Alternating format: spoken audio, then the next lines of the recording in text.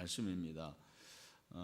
이제 9장, 10장 계속해서 대제사장의 규례고요. 대제사장은 예배하는 자잖아요. 예배를 주관하는 자이기 때문에 예배에 관한 내용들을 우리가 같이 살펴보려고 합니다. 여러분, 오늘날 많은 사람들은 잘 살려고 그러는 것 같아요. 여러분들도 잘 살려고 그러시죠? 네, 잘 살려는 마음이 있습니다. 잘 사는 것이 나쁜 게 아니죠. 그런데 잘 사는 것보다 중요한 것은 올바로 사는 거죠. 올바로 사는 것이 정말 중요합니다. 여러분, 아무리 우리가 잘 살아도 올바르지 못하다면 그 사람은 언젠가는 멸망할 수밖에 없는 거예요. 우리 주변에도 그런 사람들이 있습니다. 아주 좋은 차도 굴리고 대단한 저택에서 살고 또 꽤 떵떵거리면서 사는 사람들이 있지만 올바로 살지 못하면 언젠가는 무너지더라고요. 왜냐하면 모래 위에 집을 세운 것과 마찬가지이기 때문입니다. 예수님께서 그렇게 말씀하셨잖아요. 모래 위에 지은 집은 언젠가는 반드시 무너지게 돼 있다라는 것입니다. 그런 의미에서 우리 인생의 방향이 굉장히 중요한 거죠. 인생의 방향. 인생의 방향은 제 생각에는 인생의 목적과도 깊은 관계가 있다고 생각을 해요. 인생의 목적이 무엇인가? 여러분 한번 생각해 보십시오. 내 인생의 목적이 뭡니까? 여러분 왜 사십니까? 왜 여기에 와 있습니까? 오늘 하루를 살아간 이유가 무엇입니까? 그냥 숨이 있으니까? 생명이 있으니까? 하는 수 없이? 아니라는 거죠. 우리 인생의 목적이 무엇인가? 우리 같이 한번 찾아보면 좋을 것 같아요. 이사야서로 한번 가봅시다. 잘 아는 말씀이지만 여러분들이 좀 이 말씀을 암송했으면 좋겠어요. 이사야서 43장 21절의 말씀입니다.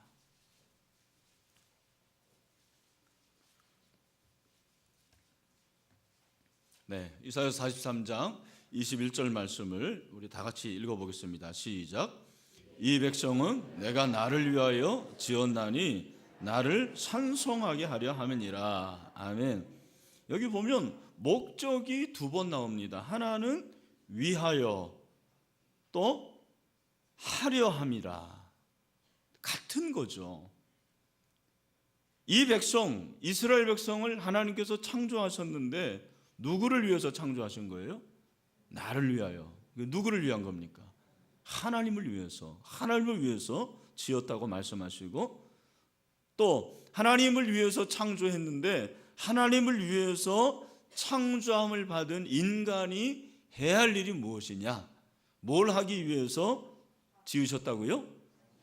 하나님을 찬송하게. 여러분, 여기 하나님을 찬송한다라는 것은 우리가 생각하는 그런 찬송이 아니에요. 그거보다 훨씬 큰 의미가 있습니다. 여기서 말하는 찬송이라는 것은 무엇이냐면 찬송을 선포한다, 그런 의미예요. 찬송을 선포한다.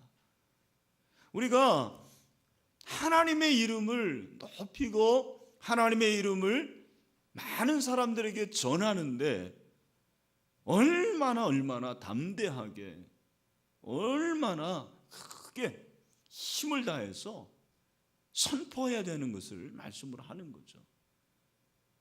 오늘 하루가 이제 다 지나갔는데 여러분 하루를 살아가면서 어떤 사람은 사업을 하고 어떤 사람은 직업을 가지고 저 같은 사람은 목회를 하고 또 가정에서 이렇게 지내다가 온 사람도 있겠지만 순간순간 매일 우리의 삶의 존재의 목적을 우리가 기억을 해야 돼요. 그냥 살아가는 것이 아니고 하루가 밝았다. 내가 오늘 어떤 목적을 위해서 살아갈 것인가? 또 하루를 마감하면서 내가 과연 내 삶의 목적을 얼마나 달성했는가? 그걸 돌아보라는 거예요.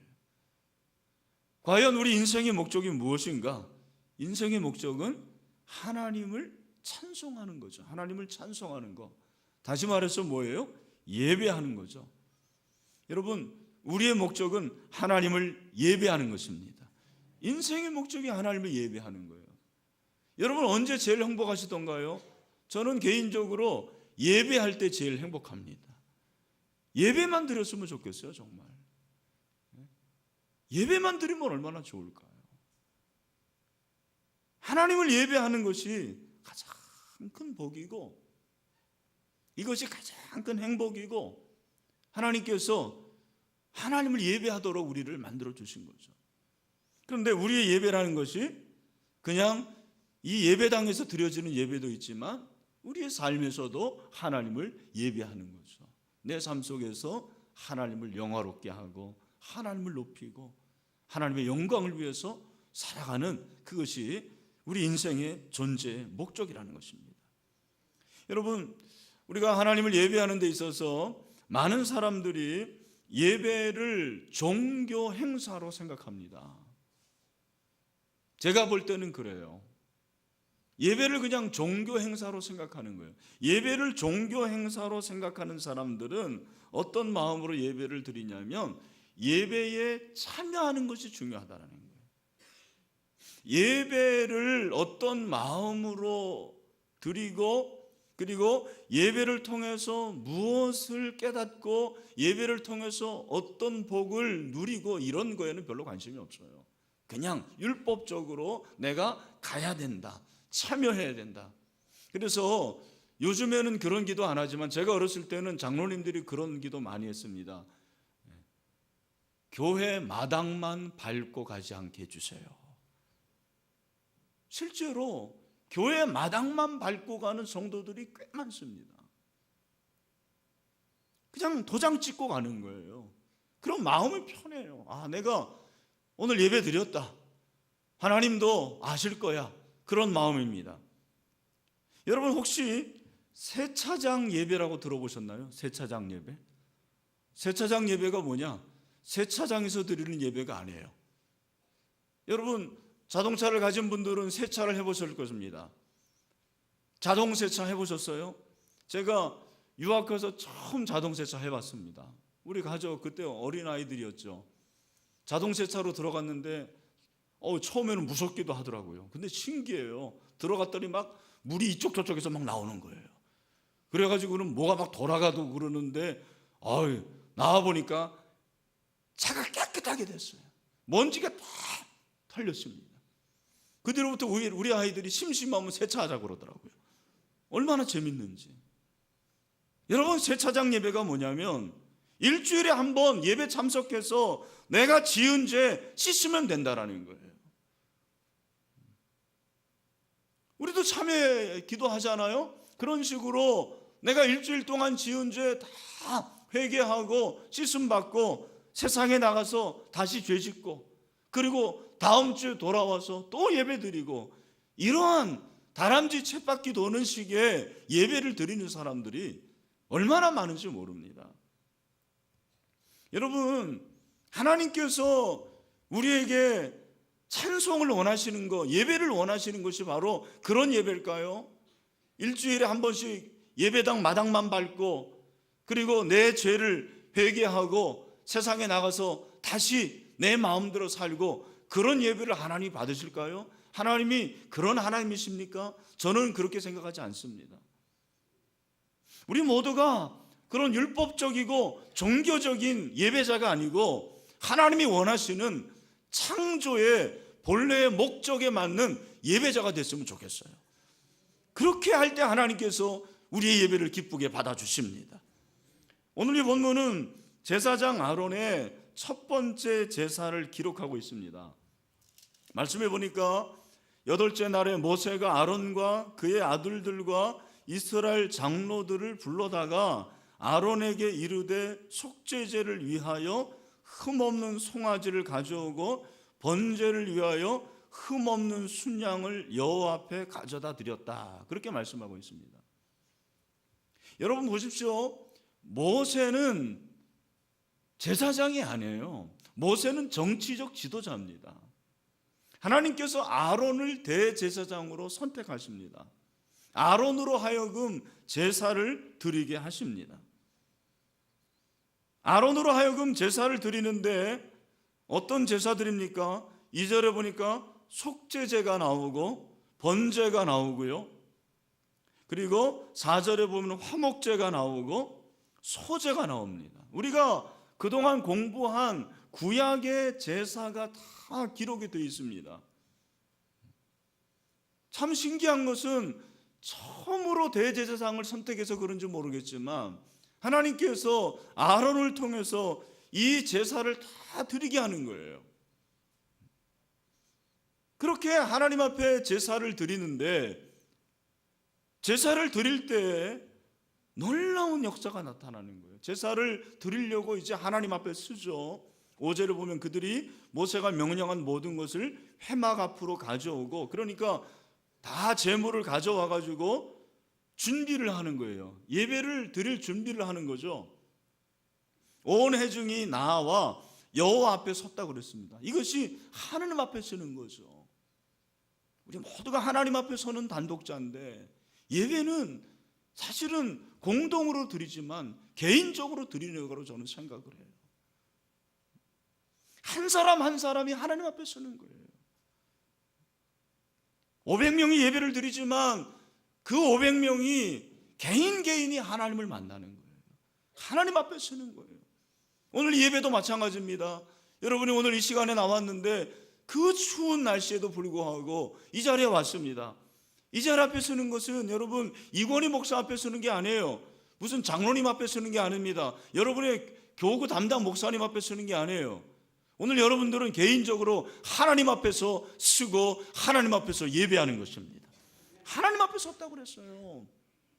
그러면서 6절에 뭐라고 그럽니까? 우리 6절 말씀을 다 같이 한번 읽어봅시다. 시작.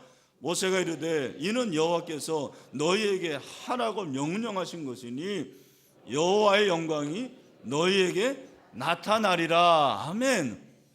뭐가 나타난다고요? 여호와의 영광이 나타나리라. 여호와의 영광이 나타나리라. 여러분 예배에는 하나님의 영광이 나타나야 됩니다. 이것이 하나님의 임재예요. 목사님 이거는 구약이니까 그런 거 아닙니까? 천만에요. 사도행전의 예루살렘 교회 예배를 생각해 보십시오. 성령이 임했습니다. 성령이. 그 예배하는 자들이 회개하고 잡아가는 역사가 일어났어요. 그게 하나님의 영광이 아니고 뭡니까? 그것이 하나님의 임재죠. 하나님의 임재가 예배를 통해서 나타나는 거예요. 여러분 제물도 중요하고 예배자도 중요하고 예배 프로그램도 중요하고 예배하는 건물도 중요합니다. 그러나 가장 중요한 것이 무엇입니까? 하나님의 임재, 하나님의 영광이 나타나는 예배가 올바른 예배입니다. 저는 우리 신일교회 예배가 그런 예배가 되기를 소원합니다. 예배 드릴 때마다 하나님의 임재가 나타나는 거죠. 여러분 유치부 예배는 하나님의 영광이 안 나타나나요? 그렇지 않습니다. 저는 유치부 예배도 하나님의 영광이 나타나야 된다고 생각해요. 우리 유년부 예배 하나님의 영광이 나타나기를 소원합니다. 초등부 예배, 청소년부 예배, 청년부 예배, 예배 때마다 하나님의 영광이 나타나는 거죠. 그 하나님을 만나는 것입니다. 하나님의 임재를 체험하는 것입니다. 하나님의 임재를 경험하는 것입니다. 우리가 어떻게 올바른 예배자가 될 수가 있겠는가? 그 하나님의 임재를 경험하는 예배가 되기 위해서는 어떻게 해야 되느냐? 오늘 두 가지를 생각을 해보려고 합니다. 첫째는 대제사장이신 예수의 중보를 통해서 하나님께 나아가는 것입니다. 대제사장이신 예수의 중보를 통해서 하나님께 나아가라. 여러분 오늘 말씀해 보면 제사가 나오는데 제일 먼저 나오는 제사가 속죄제예요. 속죄제. 2절에 보면 아론에게 이르되 속죄제를 위하여 흠없는 송아지를 가져오고 번제를 위하여 흠없는 순양을 여호와 앞에 가져다 드리고 그랬습니다. 여러분이 이 말씀을 보시면서 잘 생각하셔야 돼요. 상상하셔야 돼요. 지금 처음 예배를 드리고 있는데 첫 제사죠. 아론이 이제 첫 제사장으로서 첫 번째 예배를 드리는데 제물이 뭐라고 그랬습니까? 흠없는 송아지라고 그랬어요. 여러분, 여러분이 아론이라면 이 말을 들었을 때 마음이 어떻겠습니까? 마음이 어떠했겠어요? 별 생각이 없으시군요. 아론이 아니니까. 제 생각에는 움찔했을 것 같아요. 왜? 여러분, 송아지 하면 뭐가 생각이 나는 거죠? 아론은 금송아지가 생각이 나는 거예요. 자기는 시내산 밑에서 금송아지를 만들어 오고 하나님 앞에 우상 숭배한 자예요. 사실은 죽어야 마땅했습니다. 그러나 우리가 아는 대로 모세가 하나님 앞에 간구하지 않습니까?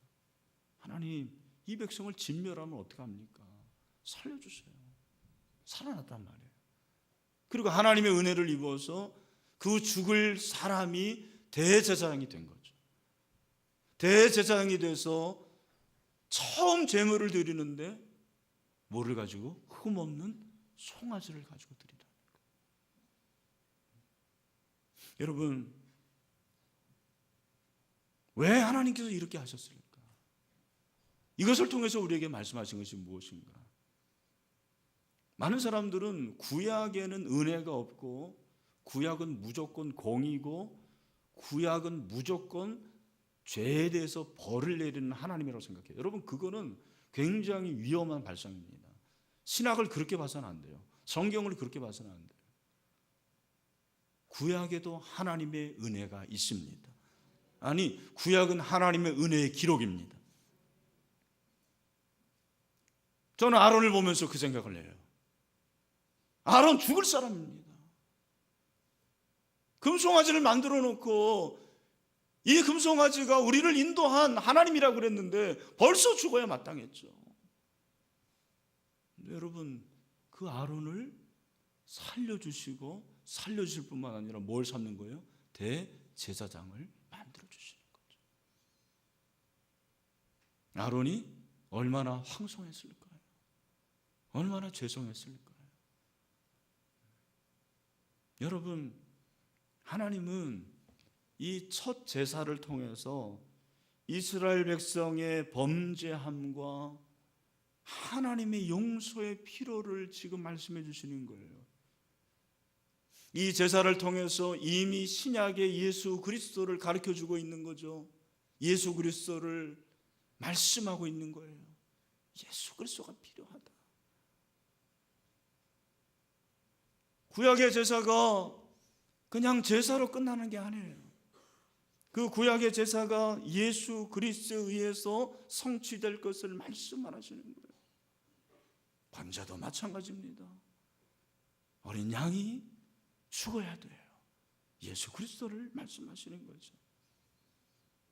그래서 우리가 아는 대로 히브리서는 유대교를 잘 아는 기독교인들에게 말씀을 증거한 건데, 그 히브리서 9장 28절에서 뭐라고 말씀하시냐면, 이와 같이 그리스도도 많은 사람의 죄를 담당하시려고 단번에 들으신 바 되셨고 구원에 이르게 하기 위하여 죄와 상관없이 자기를 바라는 자들에게 두 번째 나타나시리라, 그렇게 말씀하고 있습니다. 여러분, 사실은 예수님이 이미 구약에도 계셨어요. 구약에도 없는 분이 신약에 오신 게 아니에요. 이미 구약의 그 순간순간마다 예수님이 나타나시고 예수님의 필요성을 가르쳐 주시는 거죠. 그리고 신약에 와서 예수 그리스도의 보혈을 의지해서만 하나님께 나아갈 수 있는 것을 우리에게 가르쳐 주시는 거예요. 구약은 번제물을 가지고 송아지를 가지고 나가는 거예요.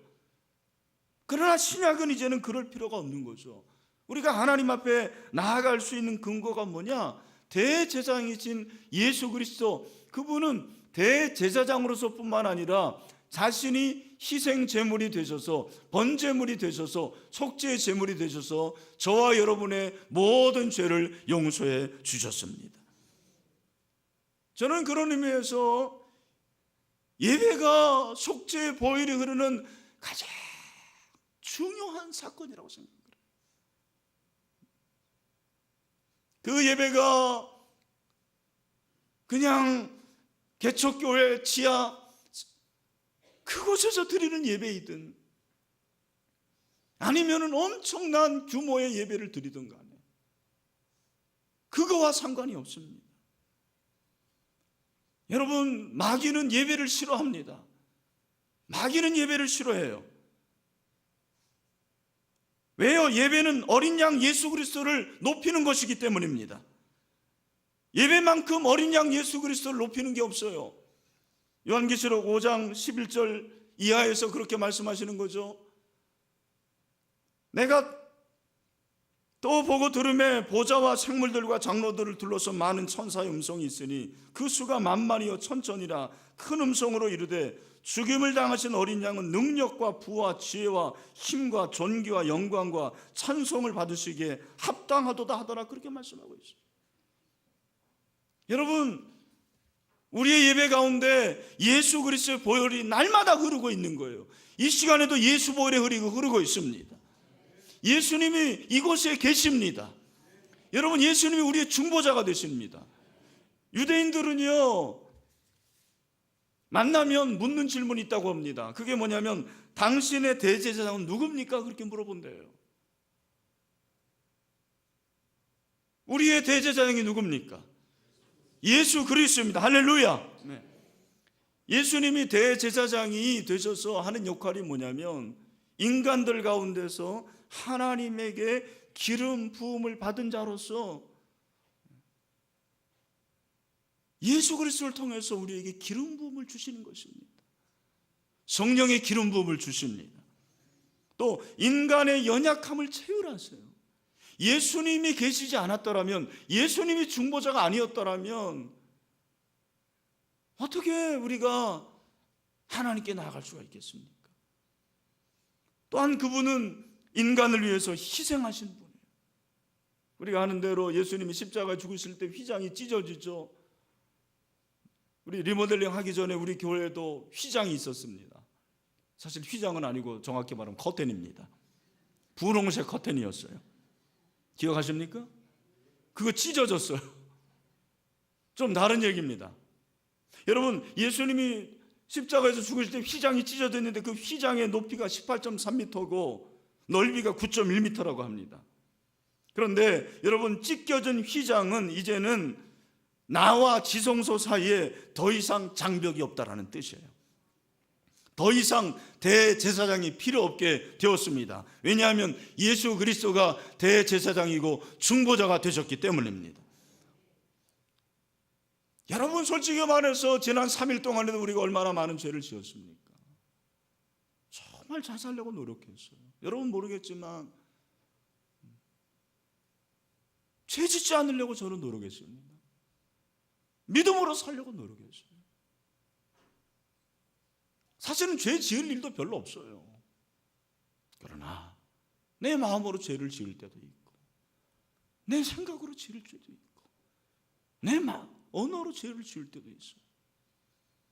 만약에 이런 상태를 가지고 제가 여기에 섰다면 저는 벌써 죽어도 죽을 인간입니다. 그러나 예수님이 대제사장이 되셔서 중보자가 되셔서 하나님과 우리 사이를 다리를 놓아 주셨어요. 보혈로 우리의 모든 죄를 씻어 주셨습니다. 도저히 나아갈 수 없는 죄인입니다. 그런데 예수 그리스도께서 중보자가 되심으로 하나님 앞에 담대히 나아갈 수가 있게 되었습니다. 올바른 예배자는 그러므로 내가 죄인임을 깊이 깨달아야 됩니다. 깊이 깨달아야 돼요. 그리고 나 같은 죄인 살리시는 예수 그리스도밖에 없고, 그리스도를 통해서 하나님 앞에 나아가는 그런 하나님의 임재를 순간순간 맛보는 것입니다. 그 속죄의 은총을 깨닫는 것입니다. 용서의 기쁨을 맛보는 것입니다. 그러니 예배 가운데 눈물이 나지 않을 수가 없는 거죠.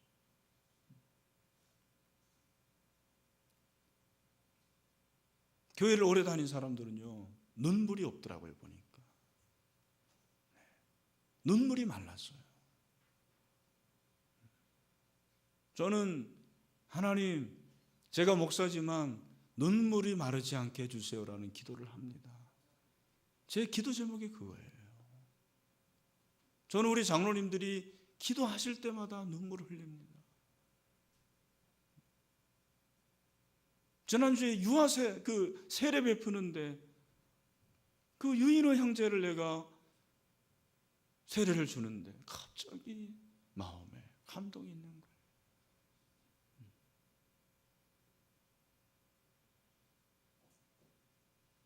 저는 제가 잘났다고 그러는 게 아닙니다. 저는 이것이 하나님이 저에게 주신 최고의 축복이라고 생각을 해요. 예배를 통해서 은혜 받지 못하는 사람들 제일 불행한 사람입니다. 사실 그런 사람들은 은혜 받지 못하는 교회를 떠나야 돼요. 저는 그렇게 생각합니다. 은혜 받을 수 있는 교회로 가십시오. 여러분이 예배를 통해서 눈물 흘리고 하나님을 만날 수 있는 그런 교회로 가셔야 돼요. 저는 여러분들이 우리 신일교회에서 예배의 은혜를 받지 못해서 떠난다고 하면 절대로 말릴 의향이 없습니다. 정말입니다.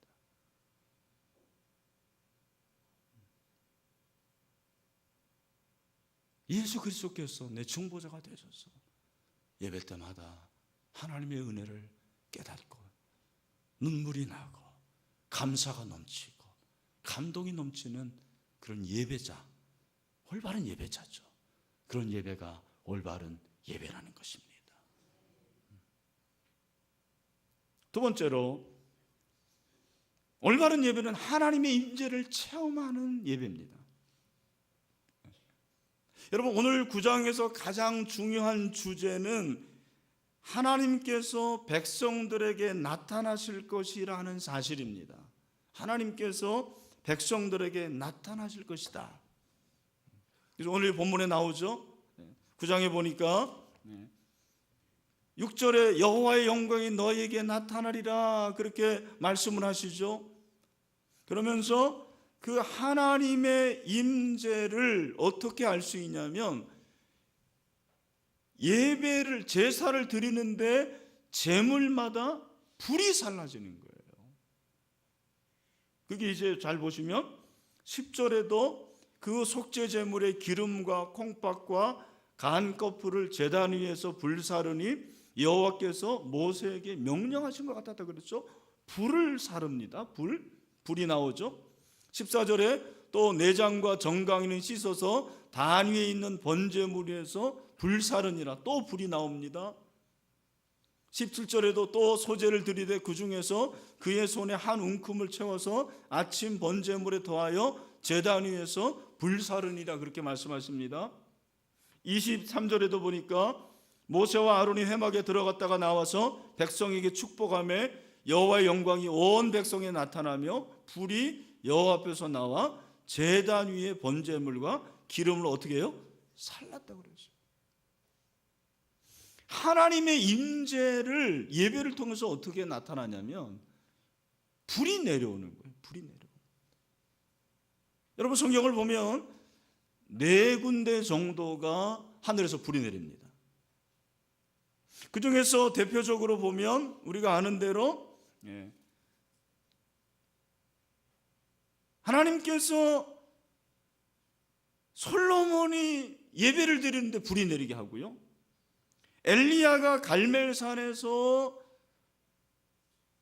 바알과 아사 선지자들과 대결할 때 불이 내리고요, 기드온이 처음에 소명받을 때 불이 내려옵니다. 그 다음에 마노아가 처음에 소명받을 때도 불이 내려옵니다. 여러분, 여기서 불이 왜 내려오냐면 불이 내려오는 것은 확인해요. 확인. 내가 그 예배의 장소에 함께한다. 그게 하나님의 임재잖아요. 하나님의 임재. 그걸 불로서 보여주신 거예요.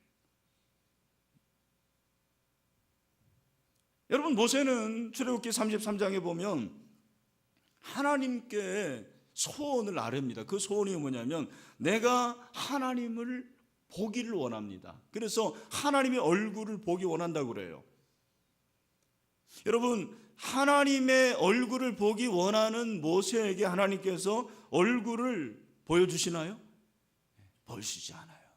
그냥 어렴풋이 보여주십니다. 하나님의 영광을 사실 눈으로 보면 죽기 때문에 그렇죠. 그래서 하나님의 뒷모습을 어렴풋이 본 사람이 모세예요. 그러니까 모세는 사실은 하나님의 임재에 대한 갈망과 소원이 누구보다도 대단했던 사람이에요. 여러분, 하나님의 임재는 누가 체험할 수 있느냐? 갈망하는 사람이 체험할 수가 있습니다. 갈망하는 사람, 하나님의 임재를 사모하는 사람에게 하나님께서 하나님의 임재를 보여주십니다. 여러분, 왜 우리의 신앙이 차가워질까? 왜 신앙이 차가워질까? 제가 볼 때는 예배를 통한 하나님의 임재에 대한 사모함이 없는 거예요. 아니, 있긴 있지만 그 사모함이 부족한 거예요. 기도도 마찬가지입니다. 어떤 목사님이 그런 얘기 하시더라고요. 그 교회 집사님이 목사님에게, 목사님, 요즘에 제 기도가 간절함이 없어요. 고민입니다. 그랬더니 그 목사님이 그 집사님에게 뭐라고 얘기했냐면, 간절한 삶이 있습니까? 라고 물어봤다는 거예요.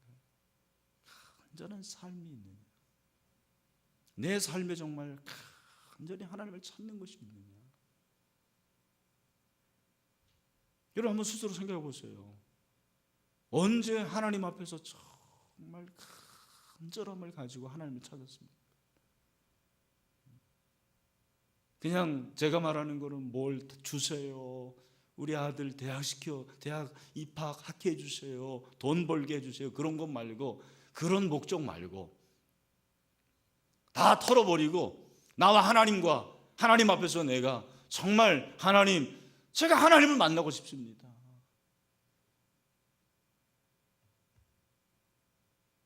하나님의 얼굴을 봤으면 좋겠습니다. 하나님이 어떤 분인지 내가 한번 체험하고 싶습니다. 여러분, 그런 기도를 한 적이 언제입니까? 과연 그런 기도를 하고 있습니까? 그러니까 바리새인들은 기도는 많이 했어요. 정확하게 시간 맞춰서 기도했습니다. 금식도 했어요.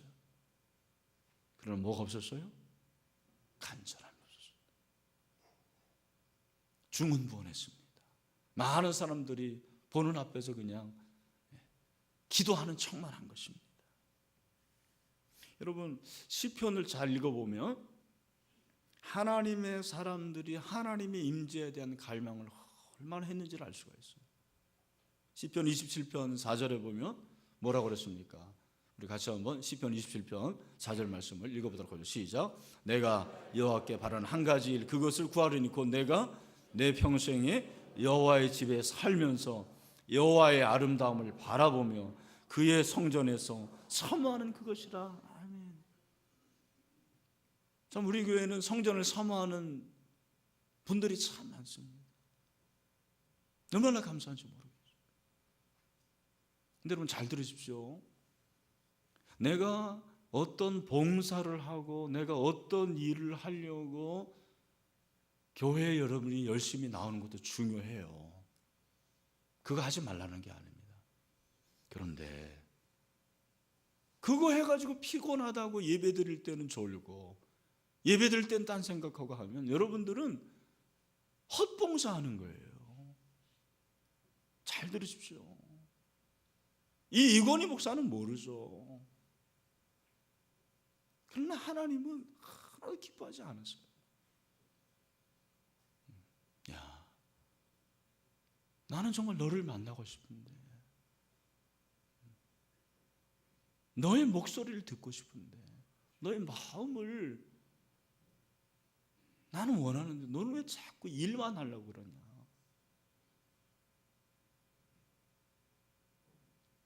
근데 제가 이제 우리 교회가 이렇게 일을 많이 하는 교회인 걸 알아요. 그래서 계속해서 일을 줄이려고 그래요. 그래도 목사님은 일을 안 주고 있습니다. 그렇게 말은 할 수 없어요. 근데 내년에는 정말 많이 줄일 거예요. 그래서 내년에는 정말 영적으로 내가 한 사람 한 사람이 하나님을 인격적으로 이렇게 만나고 그냥 다른 데서 기쁨과 즐거움을 찾는 것이 아니고 하나님 앞에 앉으면 기쁘고 즐겁고 예배 자리가 사모가 되고 하나님과 만나는 시간이 기쁘고 기다려지고 예배가 기다려지고. 여러분 예배가 기다려지시나요?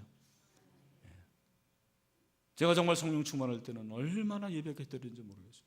근데 목사가 안 좋은 게 뭐냐면 예배인들을 너무 많이 해요.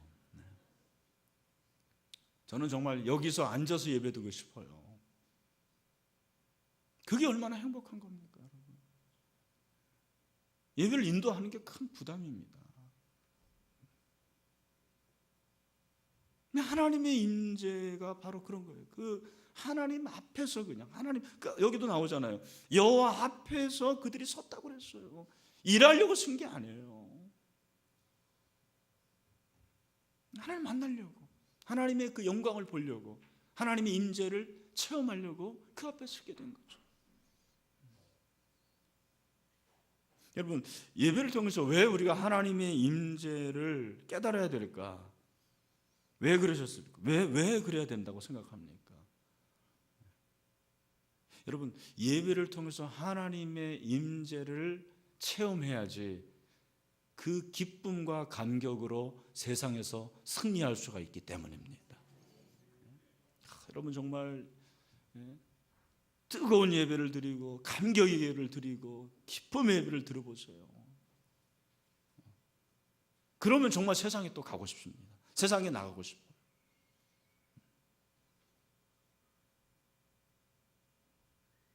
저도 생각해 보면 하나님께서 그때마다 그런 예배의 감격과 기쁨을 주시는 거죠.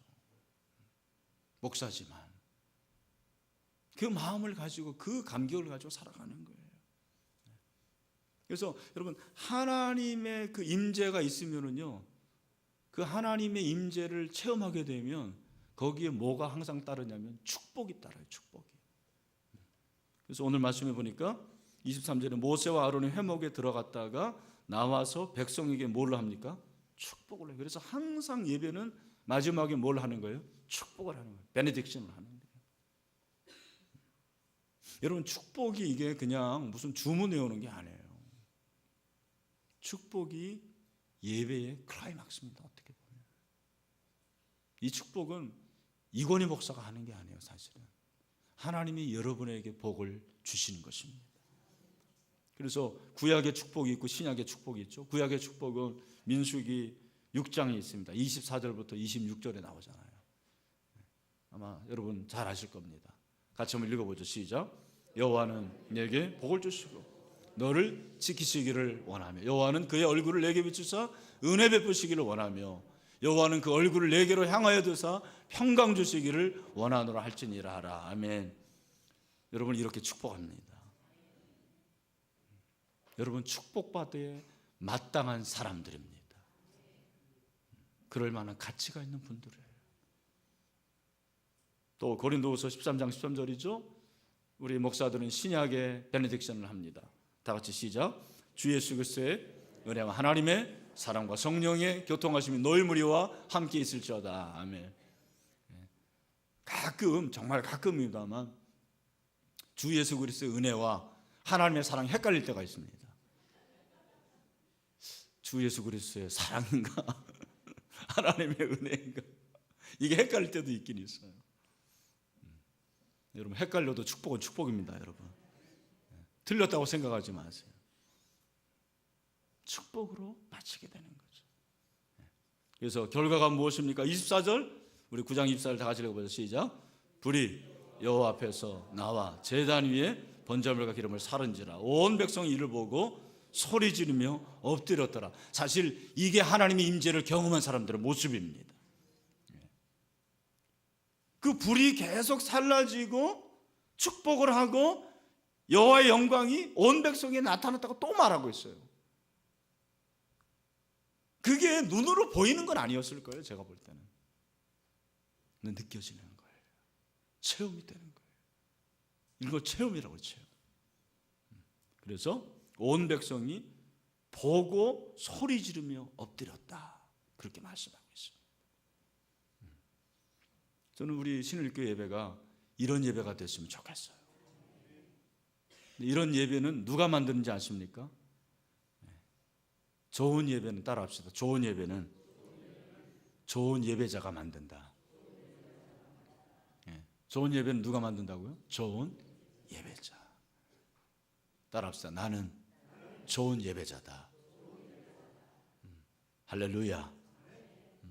그래서 여러분들이 정말 좋은 예배가 되어서 예수 그리스도를 통해서 그 중보되신 예수 그리스도를 통해서 속죄 은총을 체험하고 그 하나님의 영광을 여러분들이 보게 되고 그 하나님의 임재를 체험하고 복을 받고 우리 모두 다 감격적인 그런 예배를 드릴 수 있는 올바른 예배자가 되기를 간절히 소원합니다. 아멘. 네, 우리 같이